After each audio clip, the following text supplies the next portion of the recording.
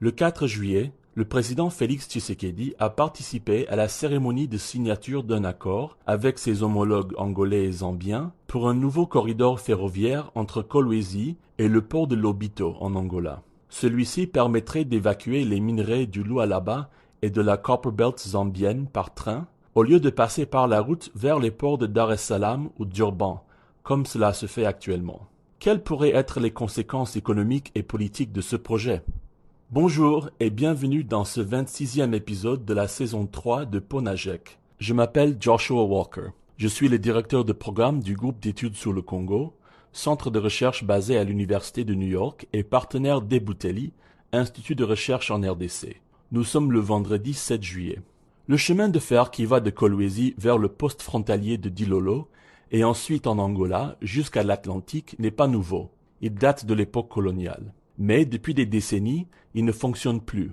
Résultat, le cuivre et le cobalt congolais sont évacués par route vers l'Afrique australe et toute une économie de transport routier s'est développée autour. Cependant, l'axe ferroviaire vers Lobito serait en principe plus court, moins coûteux et moins pollueur en termes d'émissions de carbone. C'est sur ces points que misent la RDC, la Zambie et l'Angola, en partenariat avec un consortium de 3 sociétés européennes. Dirigé par le géant suisse Trafigura, ce consortium, appelé Lobito Atlantic Railway, comprend également une société portugaise et une autre belge. Il compte investir environ 455 millions de dollars sur le corridor Lobito en Angola, long de plus de 1300 km, et jusqu'à 100 millions de dollars sur le tronçon d'environ 400 km entre Dilolo et Kolwezi en RDC.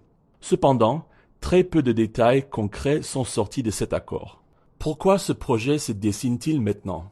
Premièrement, les relations entre les 3 pays partenaires ont changé avec les changements de leurs chefs d'État. Félix Tshisekedi, João Lourenço et Hakainde Hichilema entretiennent de meilleures relations entre eux que leurs prédécesseurs. Deuxièmement, la donne politique en RDC a changé. Sous le régime Kabila, par exemple, les taxes de péage sur la route Lubumbashi-Kasumbalesa revenaient à des sociétés liées à l'ancien président. Au-delà de l'intérêt environnemental et en termes de coûts, ce projet pourrait, s'il se réalisait, permettre aux sociétés minières en RDC de diversifier les voies de sortie des minerais congolais pour éviter à la fois le congestionnement des voies routières vers l'Afrique australe et en même temps le risque. En 2022, par exemple, le port de Durban a connu une grève qui avait ralenti les exportations. À première vue, ce projet a l'air d'être gagnant-gagnant, mais rien n'est moins sûr. Les ports de Dar es Salaam et Durban pourraient connaître une baisse importante du trafic en provenance de la RDC, chose qui ne plairait certainement pas au gouvernement tanzanien et sud-africain.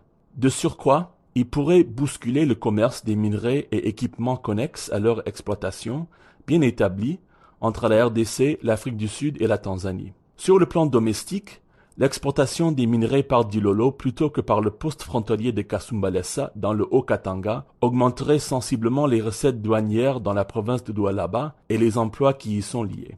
Enfin, ce projet pourrait s'inscrire dans la compétition géopolitique autour des minerais stratégiques, cuivre et cobalt, entre l'Occident et la Chine. Dans son communiqué de presse, Trafigura note que, je cite, « Le corridor Lobito fournira la voie la plus rapide vers l'Europe et les Amériques. » Fin de citation. On note que les États-Unis ont, selon le président angolais, promis de financer une partie de la réhabilitation de ce chemin de fer.